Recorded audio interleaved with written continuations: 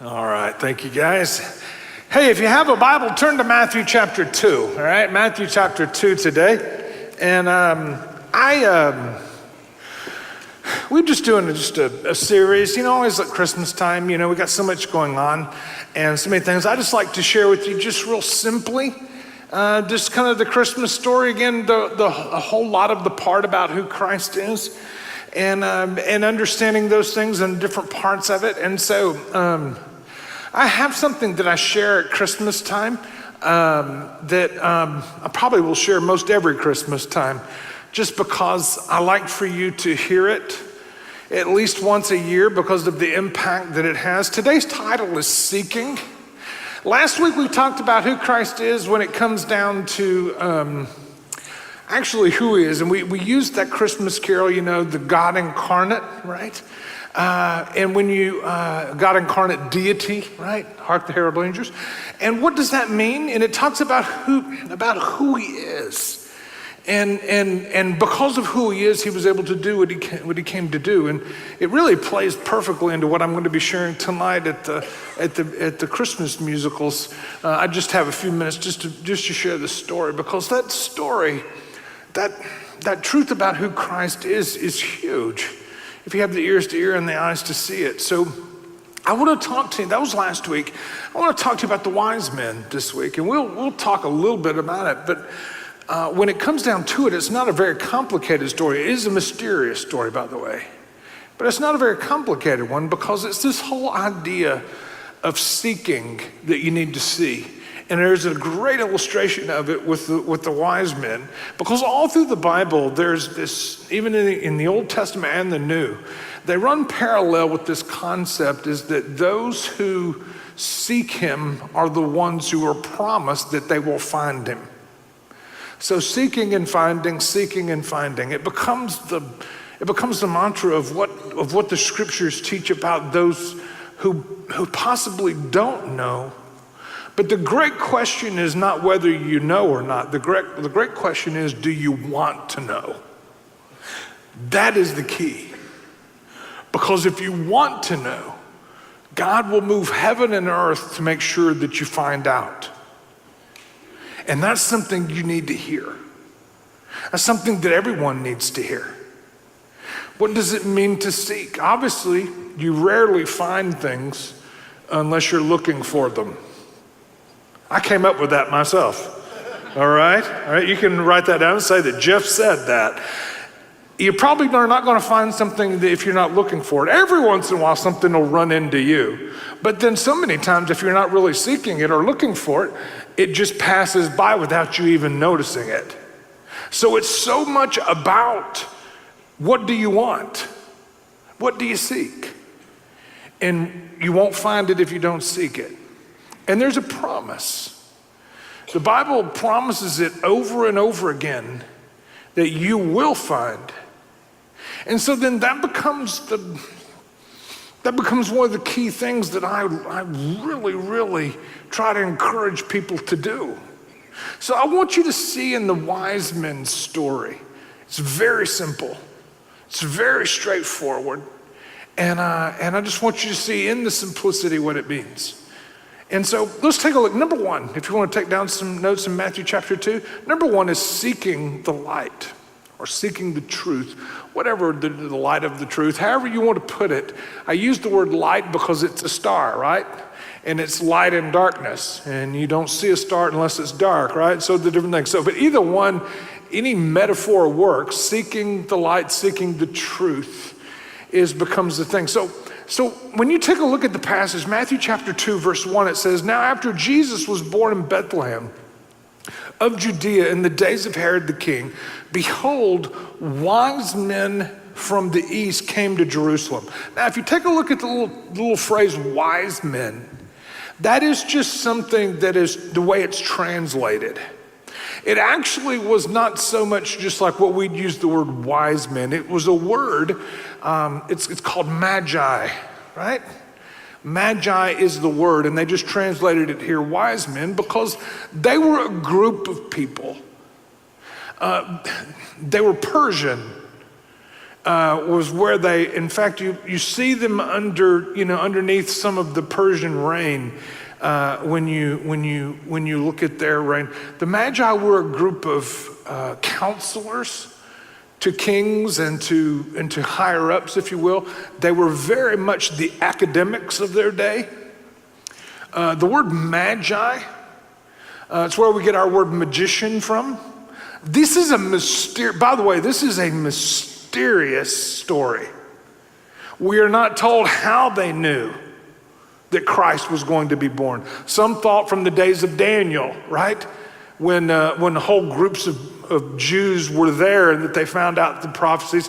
Again, it's all a guess because we just don't know. We're not told how they knew, but we are told what they found out and what they did when they found out. And that's really all we're going to concern ourselves with today. But the Magi were studiers. They were studiers of all kinds of life, biology, but one of the greatest things that they studied were the stars, the planets and the stars, and charting the stars, right? And astronomy, and yes, even astrology, right? Which is still around today. And so they were studiers and they were very academic. And so I want you to understand, again, you have to hang with me here, but how God will put if you want to know the truth, because that's what they were. They were seekers of the truth, right? They were seekers of the truth.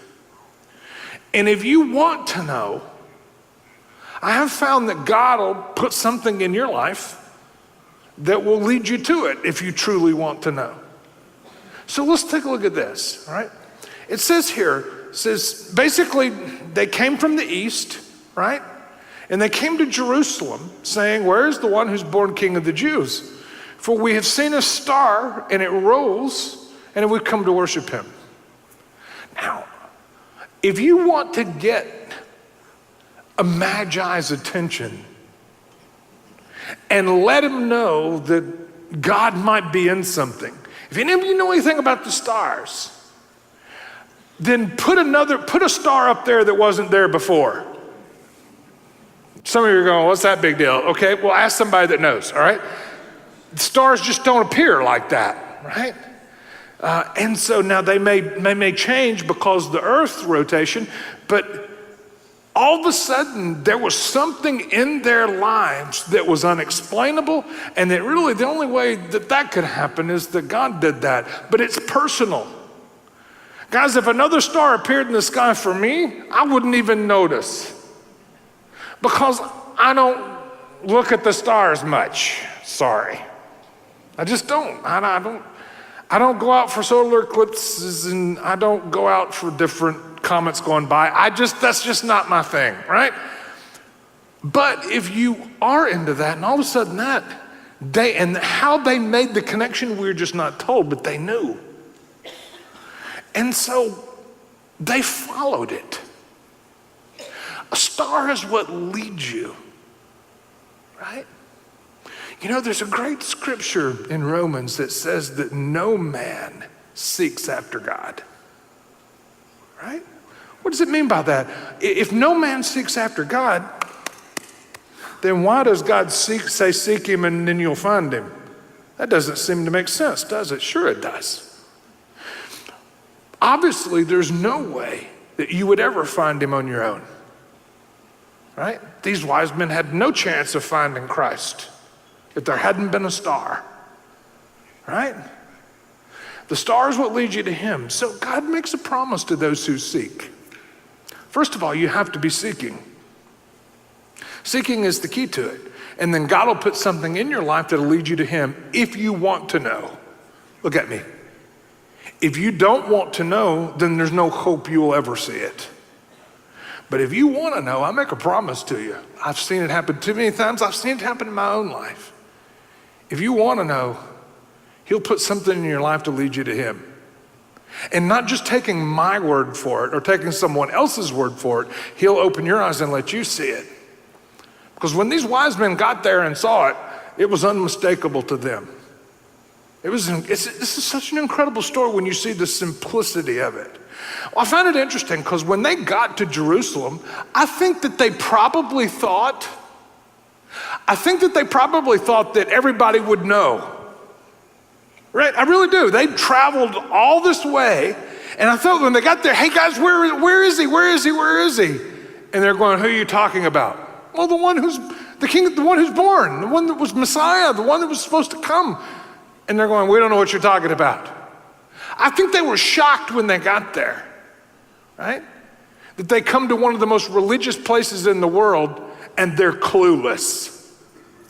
I just want you to hear it. And they're clueless. And so Herod heard the news and he was troubled, right? He was troubled, and all of Jerusalem with him. Why was he troubled?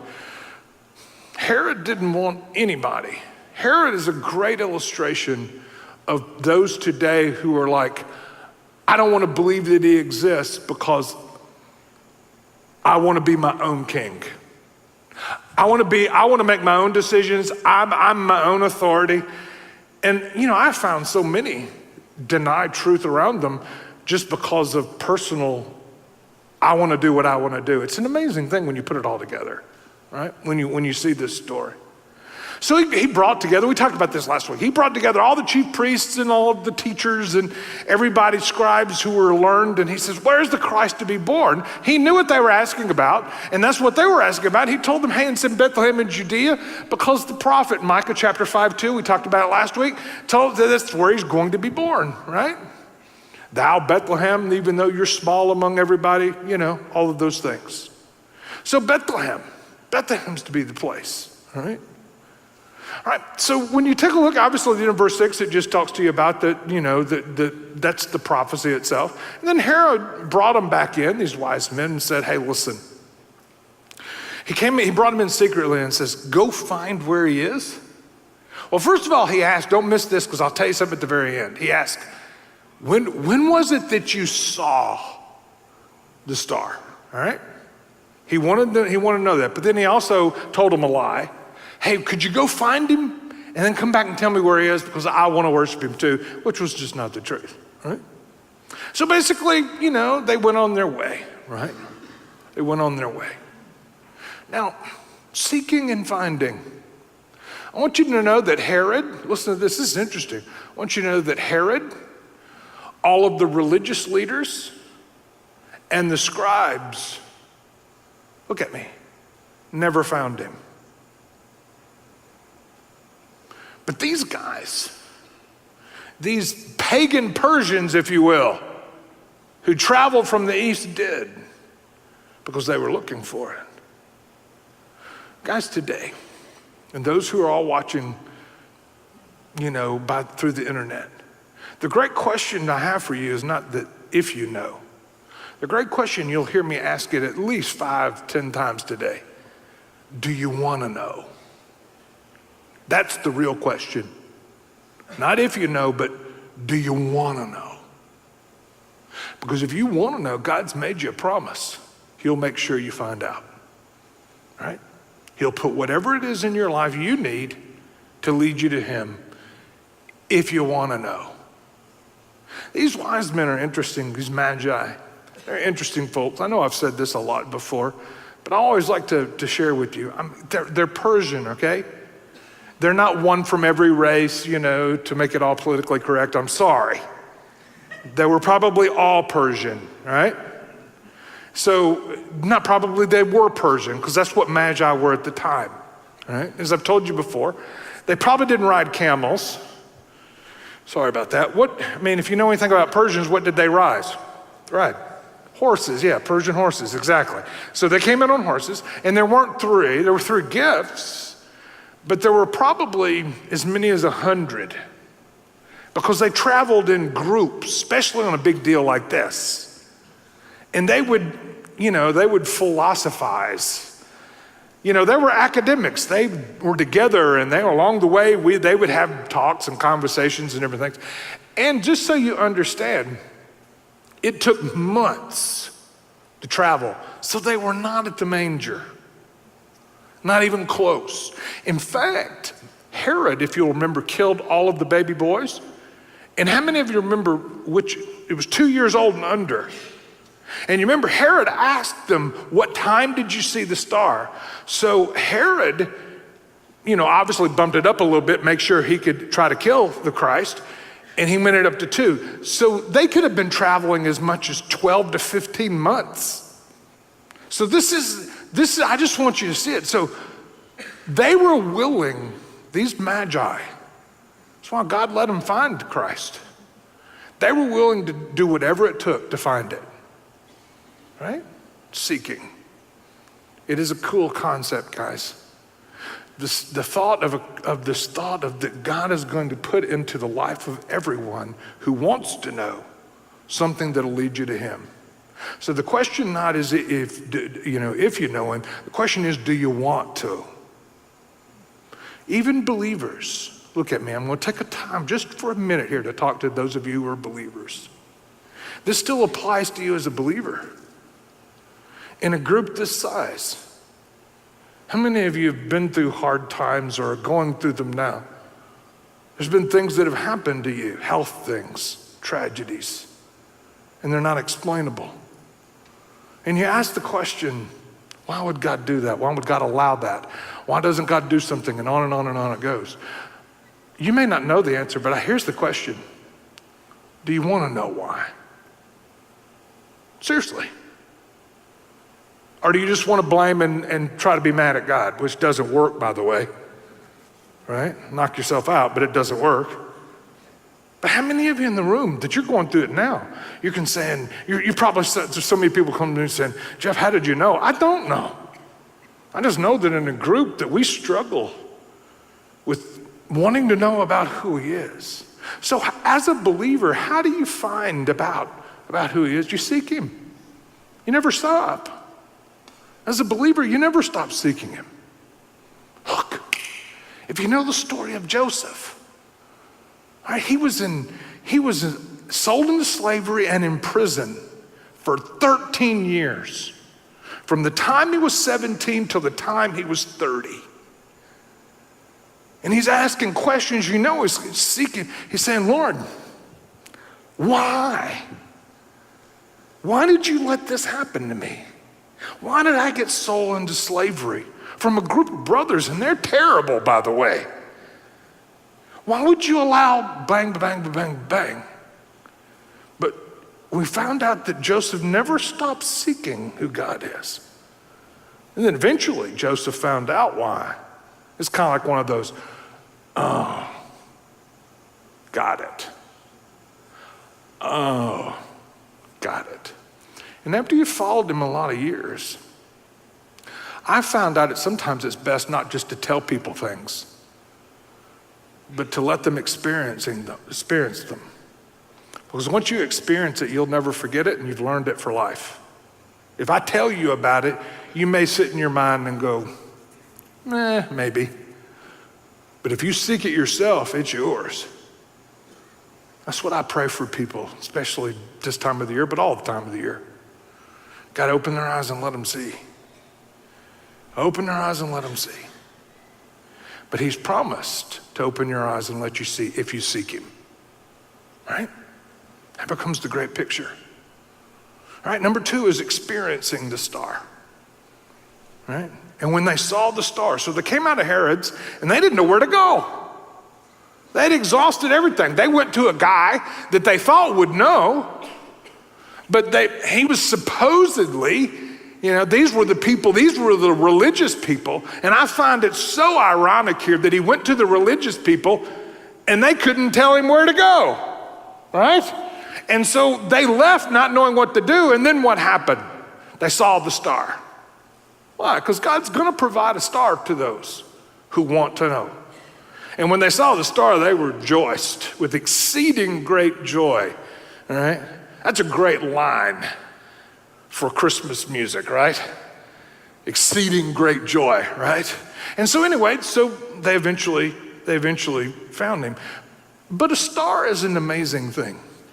I've tried to tell you about this through the years, but especially at this time of the year, I like to tell this story over and over again because I want you to get this. A star is something that leads you to who Christ is. And if you're a believer here today, every one of you had a star, right? I had somebody come up to me in the guest reception from the last service, and she was from Southeast Asia and living in a land but she says, I remember growing up, living in a land there was nothing, right? There was no communication about who Christ is, right? And she grew up knowing, God, I want to know, and truth and other things like that, and a missionary. That's what missionaries do. Missionaries are stars in places for those who want to know. God will send a light into your life to allow you to find him if you want to. Guys, that's why I keep saying that over and over and over again. Do you wanna know? Not do you know, but do you wanna know? Because if you wanna know, I guarantee you God will put something in your life. I've saved stories through the years about stars that God has put into people's lives. Because if you're not looking for it, you'll never even, the star that God is sending in your life will just go by, you won't even notice it. But if you're looking for it, if you want to know, right, you'll grasp onto it and think, wow, that's incredible. And it'll lead you to something that you find yourself, not somebody else tells you about. I had a friend in college. He was an athlete also. I played football, and he played baseball.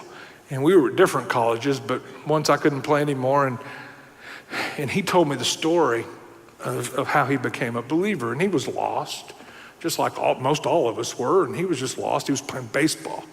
And in fact, he blew his elbow out and then couldn't pitch anymore. But at the time he was playing, and somebody gave him a book, right? Somebody gave him a book.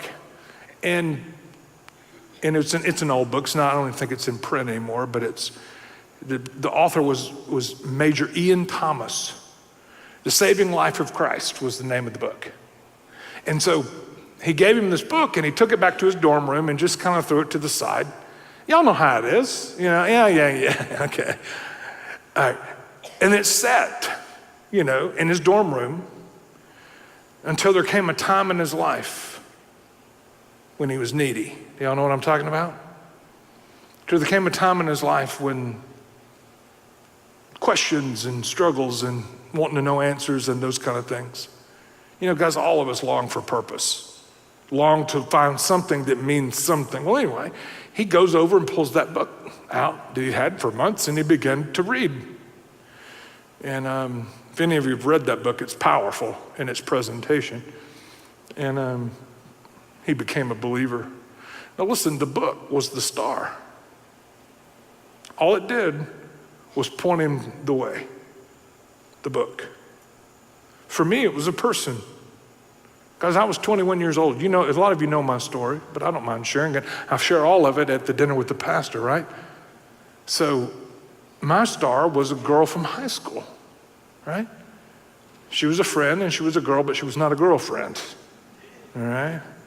And so I always like to say, we were all lost. We were all lost, but there was this one girl in high school that was a believer, and she lived what she said she believed, and so she had me 5 minutes a day, right? Between classes, that's all time we ever spent together were 5 minutes a day. And she used to talk about Jesus and other things, and I didn't have the ears to hear and really didn't want to hear it. Okay, great, that's good for you, kind of a thing. But she was who she says was. You did respect her. I didn't even think I respected her until later. But anyway, years went by, and I came back in town for the holidays to visit my parents, and I wound up going to a Christmas musical. Guys, it's gonna happen tonight. Me. And I'm not even, y'all know me, I'm not real musical. I just don't know those things, right? God bless them, I love all of it, but but at Christmas time, sure. And I was real anti-church at the time because there'd been some real rough things in my childhood. I developed kind of a negativity towards God and church and things, but I would go to a Christmas musical, right? I show up at this Christmas musical, and that girl from high school is singing in it, right? And I don't know if you've ever been where I was at that time, but I was making a lot of bad choices. I was doing a lot of stupid things. And anyway, it was like a breath of fresh air when I saw her. So I waited around after and talked to her, and she invited me to go to church. And guys, I find it amazing that she was the only person on the planet at that time that could have asked me that and I would have gone. She was my star. Right? Does that make sense?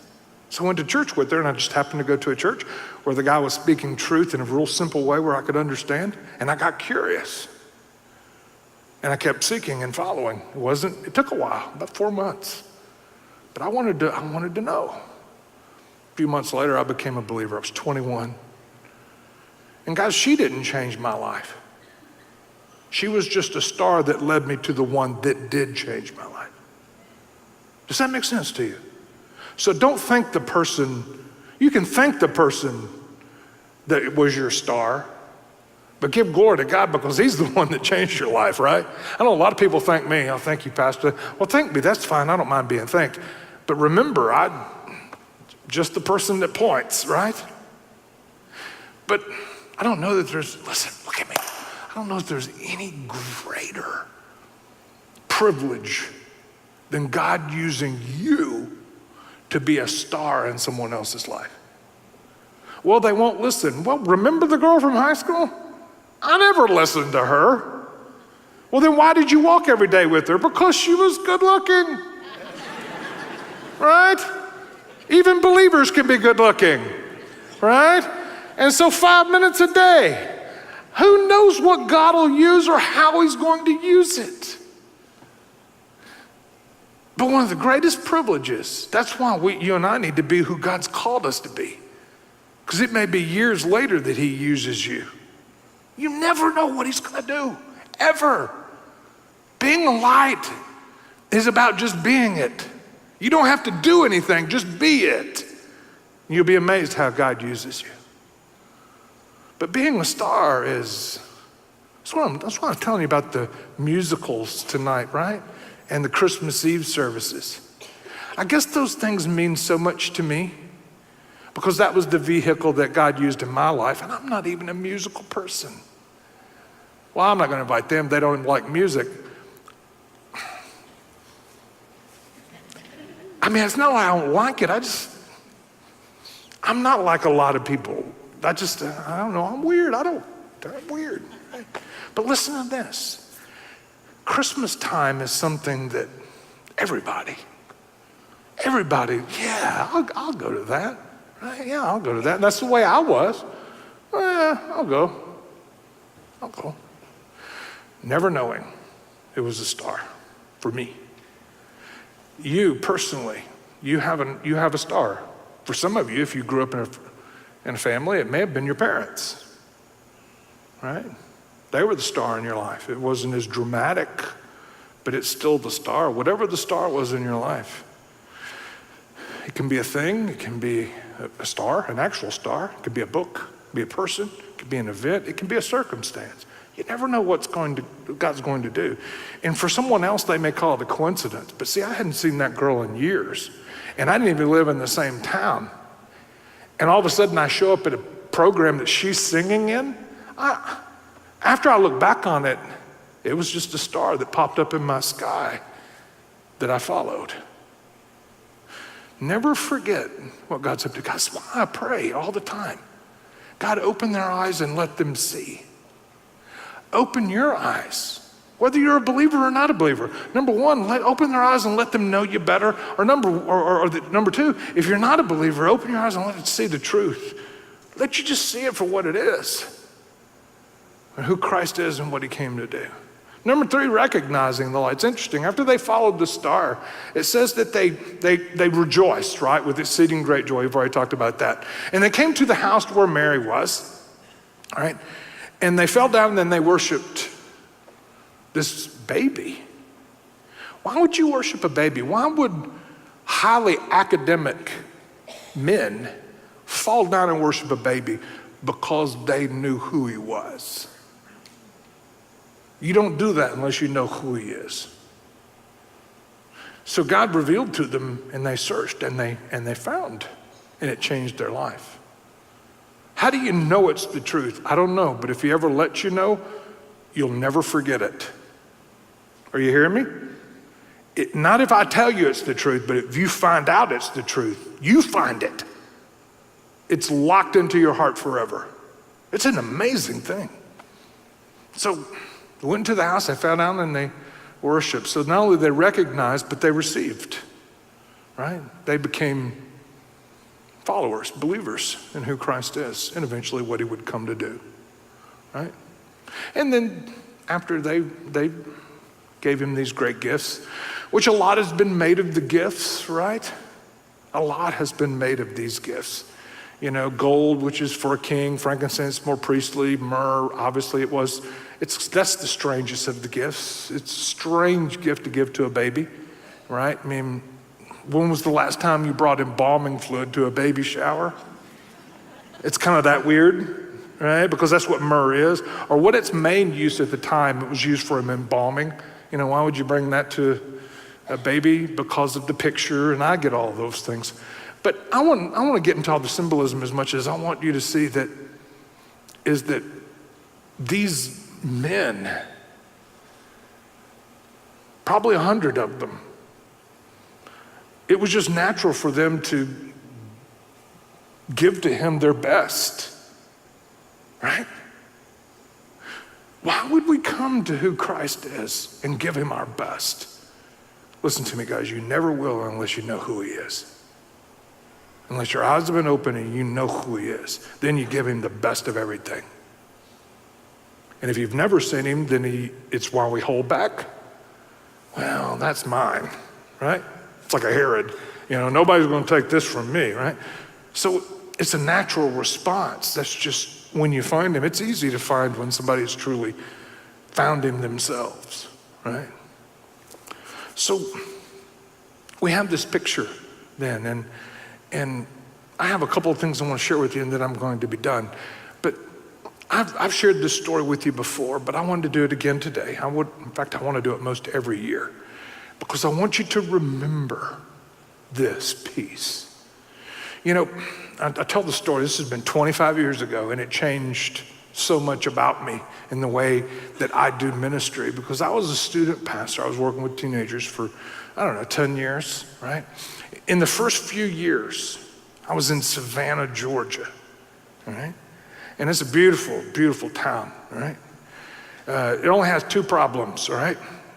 One are the sand gnats. If you've ever been, they'll eat you up. The other is the smell.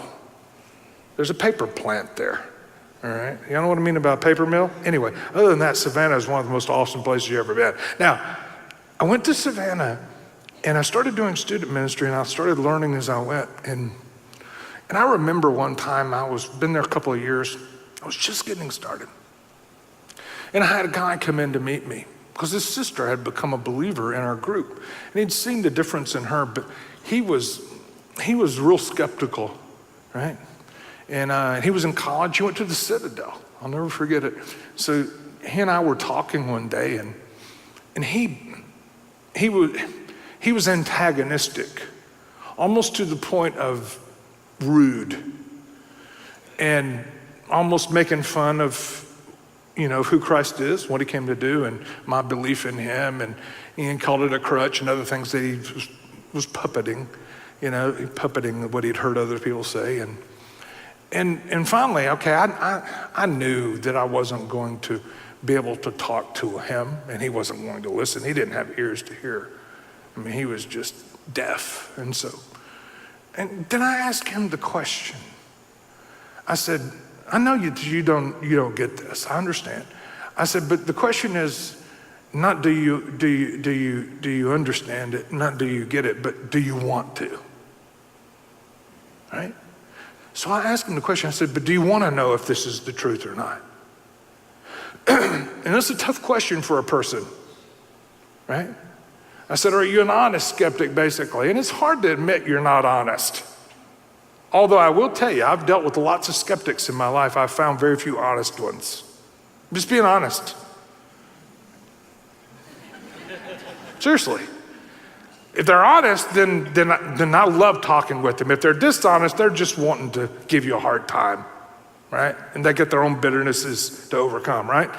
But if they're honest ones, he was honest. As many bad decisions as this guy had made, and he'd made a bunch of them. It's always, it's like, it reminded me of myself. He was going downhill and making great time. And so I said, but do you want to know? He said, yeah, I would like to know. I said, seriously, do you want to know? I said, the Bible teaches that anyone who seeks him will find him, right? So are you willing to seek to find out? And again, I had to get past, because I'm kind of an intense person at times. And sometimes his one-liners, gotchas kind of thing, I almost just wanted to tell him what I really thought about him, right? In my carnal flesh. You understand what I'm saying? But I was hanging on, right? And finally I said, do you want to know? Anyway, he said, yeah. I said, well, here's what I want you to do. I'm going to give you some verses. And here's what I want you to do. Every day I want you to pray. He says, I don't pray. I'm giving you the blow by blow of how it went. I said, listen, just don't say a word for just a second. And here's what I want you to say. Lord, I don't even know if you exist. God, I don't even know if you exist. But I want to know. Right? If you don't believe God exists, fine. But I got a bigger question for you. Do you want to know if he does? Because I can give you the road. I can be the star that points. I can't do anything for you, right? But I can tell you where to go if you want to know. I've just found most don't want to know. Like Herod. Well, I don't want anybody being in charge of me. I want to do what I want to do. Nobody's going to tell me what to do. All right, well, then you're never going to find him. I've also heard, well, God knows where I live. Well, God bless you. You keep sitting there and you'll never find him. Because the Bible teaches that sinners don't find. Who finds? Seekers do. If you're just a sinner, forget it. You'll die sitting. But I promise you, if you seek him, you'll find him. Even if you're a believer, you've got huge questions in your life of why this has happened. Why do I struggle with this? Why do I struggle in my mind with this constant doubt? Why do I have such hatred of myself? Why do I have such hatred of other people? Why am I so jealous? Why am I? God, why did this happen to me? And the thousands of questions that all of us can have, you can find him. You can find answers, or at least a good many of them. It may take some time if you seek him, because he's promised to tell you. Interesting, huh? But the main people I'm talking to are like the guy I was talking to. And so I gave him a bunch of, this has been 25 years ago now. And here a few years ago, we made them up into bookmarks here and handed them out. And these were actually what I wrote down. He sat there and I went through the New Testament and I wrote down all of the passages that I knew were going to teach him about who God is and who Christ is and different things. And there's enough there, I mean, front and back, right? I wrote it all down by hand, right? And then I made a copy of it because I thought I might use it again. Lord only knows, I never realized how much I would use it. And I handed it to him. I said, if you're honest, then you'll say, I want to know. I don't know, but I want to know. And I want you to read, I want you to pray every day.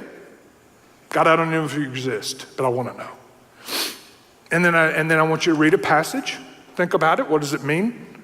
But just read it, think about what you mean. And do as much every day you want to do. And so he left and went back to college. I don't know, it was a couple of months later. I got a collect call. And he was a soldier 25 years ago, right? People don't even, I mean, there are kids in the room that don't even know what a collect call is, all right? But will you take charges for so-and-so? And I said, yes. And first thing out of his mouth, I found him. You know what I'm saying? Guys, I didn't do anything to help him other than be the star. Yeah, go this way. But if you won't go that way, then there's nothing I can do for you. Because I don't have what it takes to help anyone, but I can point you to the person that can. And once you find him, nobody will ever talk you out of it. Why? It's kind of like my dad, who I lost in March. You can never in a million years convince me that my dad doesn't exist or never existed. Why? Because I knew him, right? I knew him. So if you're here today and you say, well, Jeff, how can I get a hold of these? I've actually forgotten about them, but they'll be, if you want to go to the Missions Center or the Connection Center and grab one, knock yourself out. If you got people in your life you'd like to give this to, then knock yourself out. If you're watching online and you'd like to have a copy of these, we could just email us and we'll send you an electronic copy of these. But guys, there's no special thing to this other than seeking. But I remember looking at this guy, because I guess he got me irritated enough to where I said, if you're not honestly wanting to talk to me, then stop wasting my time, right? I think finally I pushed him enough to where okay, Jeff, you're right, I do want to know. So therefore, drop the sarcasm and the junk. Do you really want to know? And it was amazing to watch, because he came back in town and I began to help him to grow and help him volunteer and different things, and really changed a lot of who he was. But that's what you are, right? As a new creation. If anyone's in Christ, he's a new creation. That's what happens when you begin to seek him. And you don't seek him just to find him, but after you found him, then you begin to seek to know him better. It's an amazing thing. So I guess I just want to I like once a year, to share with you the concept of seeking and finding. And to also, as a believer, I want to share with you the concept of the responsibility of being a star. Does that make sense? There may be girls in here that are in high school or college, or guys that are talking to people like me, right? And they're not listening. In fact, they're probably even laughing at you behind your back. Don't ever stop being a light, because you never know when he's going to use it again at a time when that person's going to be needy.